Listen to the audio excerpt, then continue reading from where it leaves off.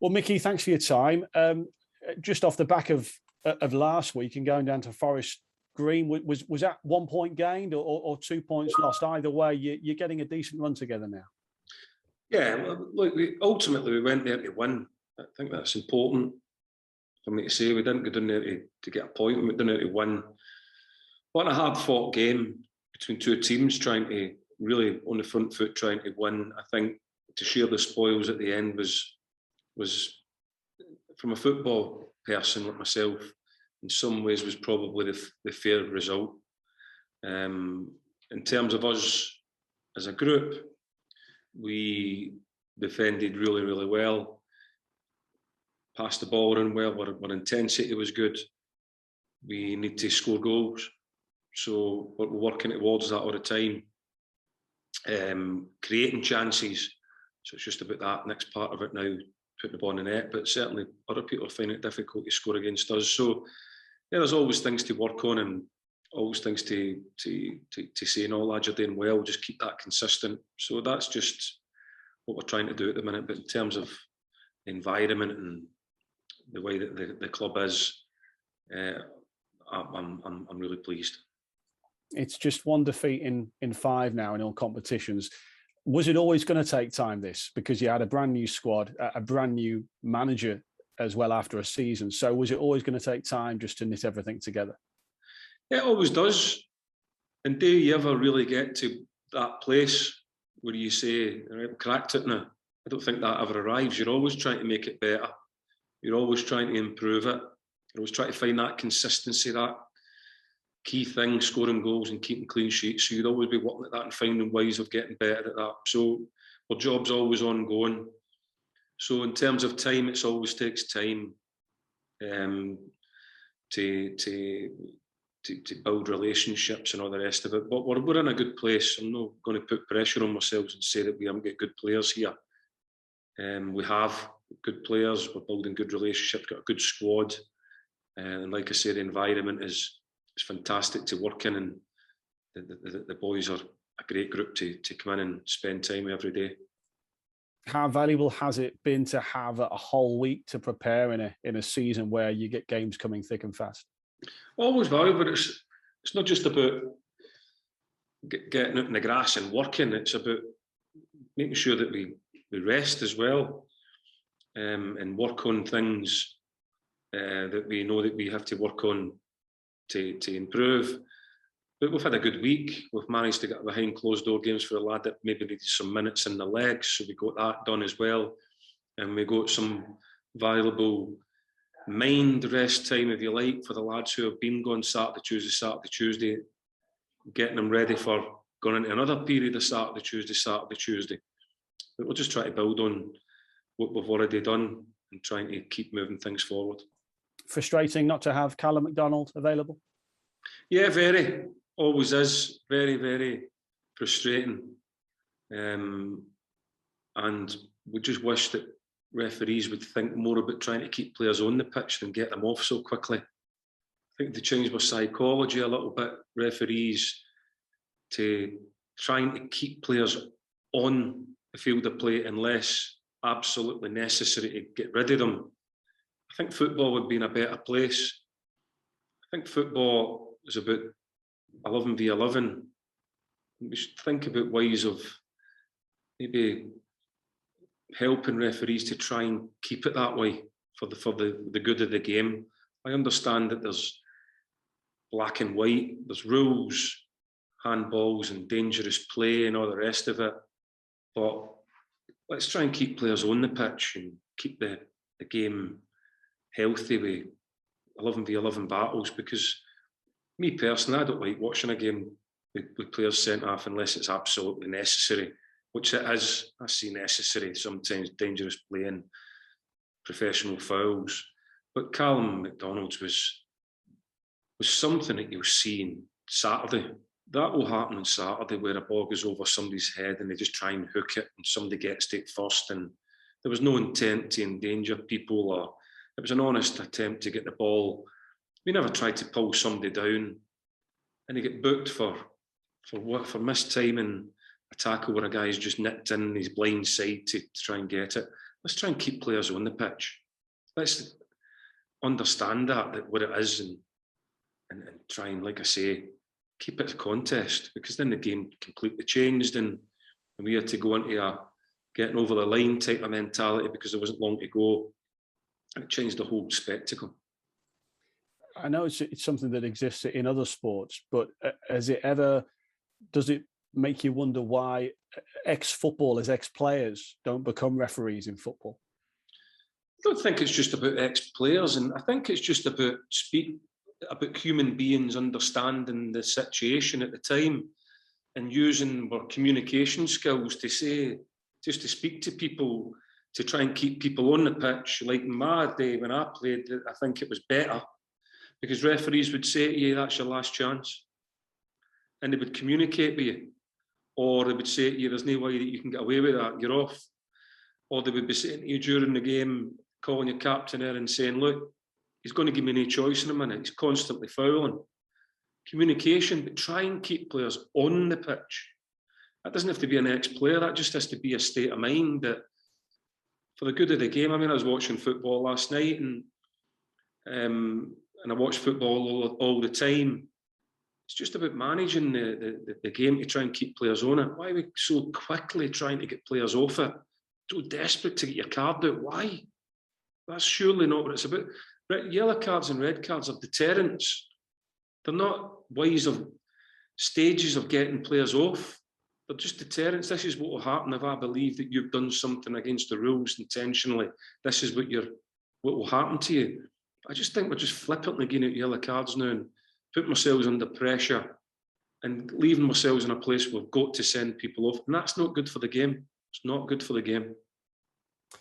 Lastly, from me, a bit like yourself, Crawley have picked up in recent weeks. They've won 3 of the last 4. What are you expecting from them? And a very honest manager as well. This is a tough league. This is a tough league. The standard of football that's getting played in this league is as good as I've ever seen.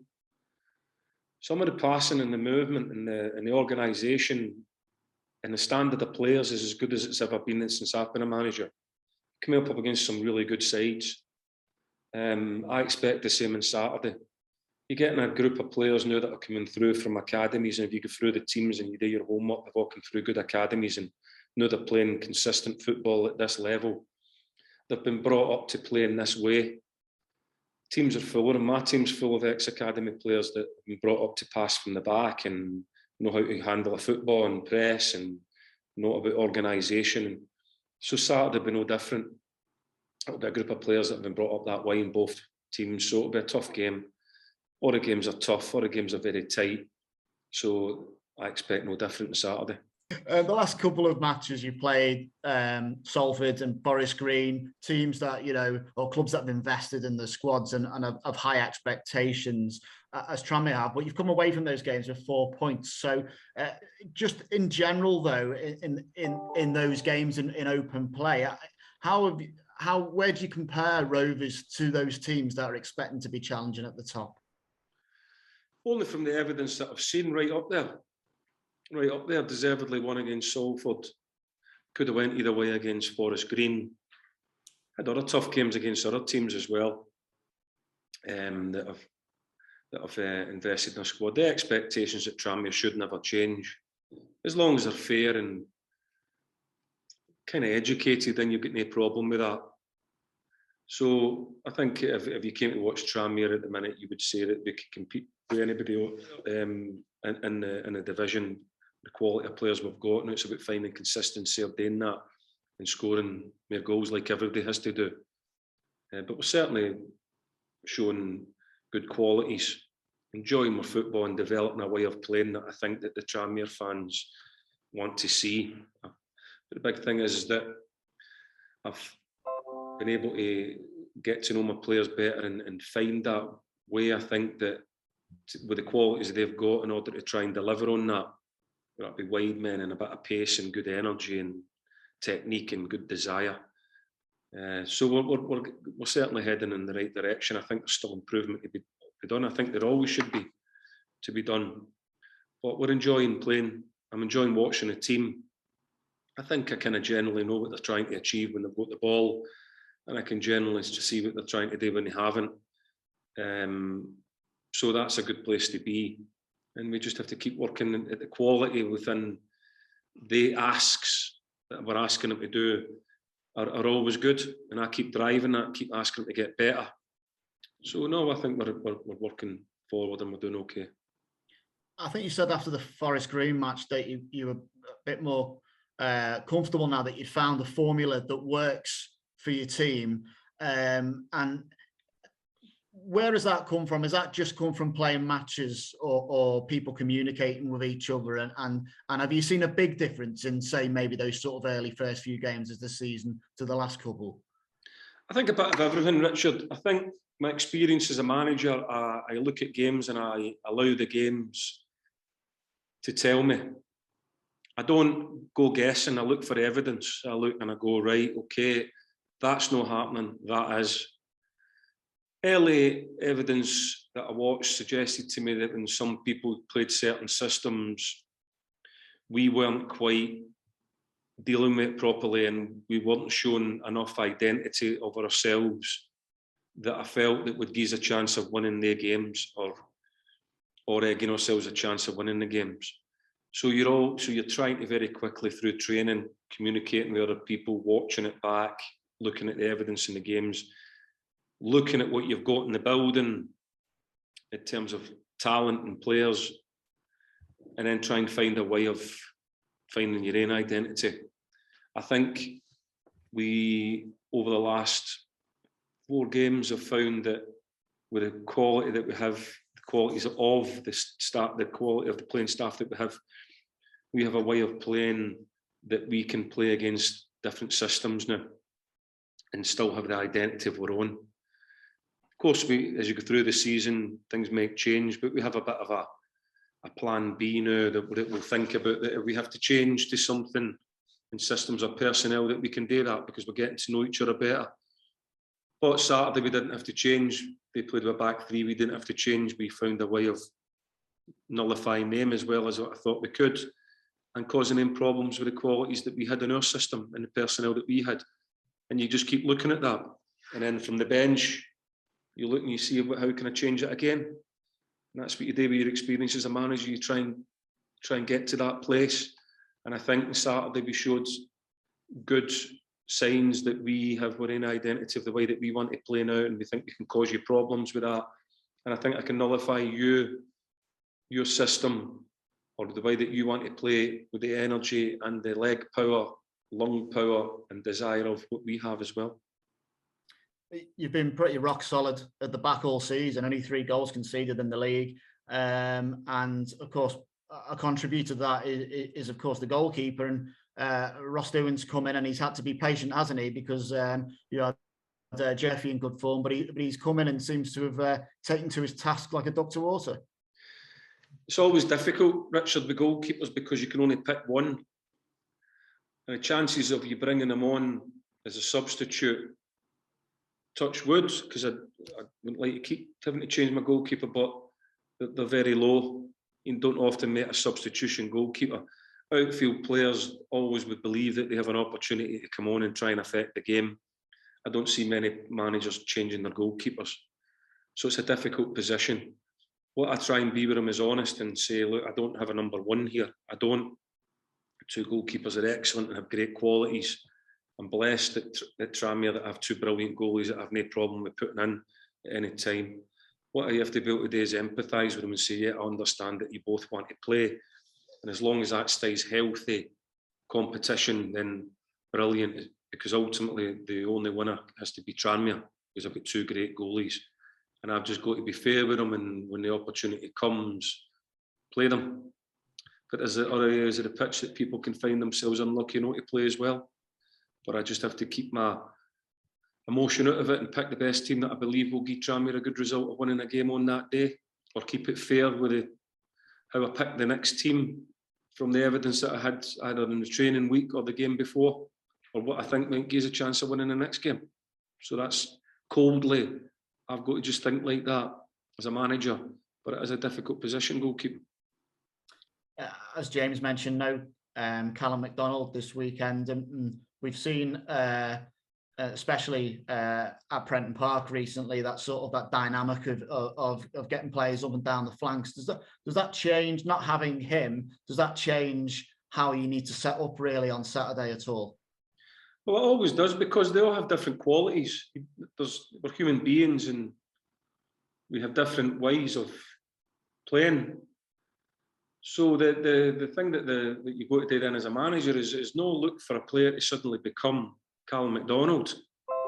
You have to try and look at the qualities that he maybe has, that he brings to the group, and what were his qualities in order to try and score goals, to create crossing opportunities, to create chances, to defend well, and try and work it that way. That's the way that I believe that you should do it. So whoever comes in will bring different qualities to what we do. As a manager, I'll think about, well, how does it enable me to keep moving forward with this player's qualities, to try and get crosses in the box, or overload people in high areas, or defend 1v1 well, or stop crosses, or add to the group. And that's what we'll look at. So when we build it in for the weekend, we'll have somebody else's fantastic qualities to add to the group, and we'll expect him to go out and perform them the best way that he can. Just final one for me then, with the exception of Callum and long-term Scotty, anyone else who's definitely out for the weekend or running it close? No, we're okay. We'll be okay. Everybody's off today. If the game was today, everybody's fit and healthy. Of course, things can change very quickly. You know that yourself. Our mate James here's got COVID, so things can change very, very fast at the minute. So no, at the minute if the game was today, we would be fine. Just I said final one. I've got another final one. You spoke about being, having to be a bit cold-blooded in terms of your selection and goalkeeper. Obviously, you can't fit everyone up at the top end of the pitch as well. I know we're still early in the season, but are you able to keep the group harmonised at the moment? Because there's a few people that aren't able to get an opportunity at the moment that have come in at the start of the season. I hope my group isn't harmonised like that, if you know what I mean. Don't misquote me in that. What I mean is, if you're not playing, I want you to be healthy, upset. I want you to want to play. So if you're not in my team, I don't want you to be doing cartwheels in my building and juggling balls and be delighted and doing moonwalks and things. I want you to want to play. Where I believe the manager has to come into that is speak to the players and empathise with them, say, yeah, I understand you want to play, and allow them to trust that when the opportunity comes, you're going to give them the opportunity to play. And then it'll be up to them to go and deliver. So all through the building, you need competition for places, but you need to keep it healthy. Harmonise would probably be the wrong word, because if you're coming in here and you are delighted that you're not playing, and I have a problem with that.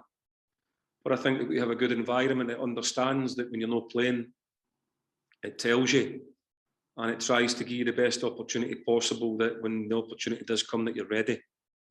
And I think that that's the place that it's got to be. At the minute, I have a good human beings here, good people that are disappointed they're not playing, but understand that the bigger thing is Tranmere. Tranmere must win games of football, and you've still got a big part to play in the group in order to help the players that are playing by supporting them the best way you can, putting them under pressure to make sure that they keep performing, but making sure that you're ready, that when your opportunity comes, that you're going to step in and give Tranmere the opportunity of winning games, and then the roles reverse, and then the process begins again. So now we just keep working at it, and I just have to go around and make sure that I speak to everybody and try and communicate best way I can with everybody. That's great. Cheers, Micky. Thanks a lot. All right, Richard, take it easy. Nice luck, James. Can I just quickly ask, if whatever reason Ross Doohan had to go off during the game at the weekend, have you got someone in mind, either on the bench or an outfield player who would go in? Joe. Oh, was Joe on the bench, was he? Forgive me. He's back now.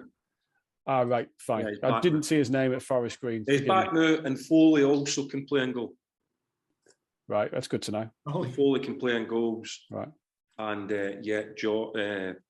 Joe's fine now. He'll be back in the group for the weekend. Thank goodness for that. All right, Thanks, James. Micky. Cheers, thank you. See you later. Cheers. See you. Bye.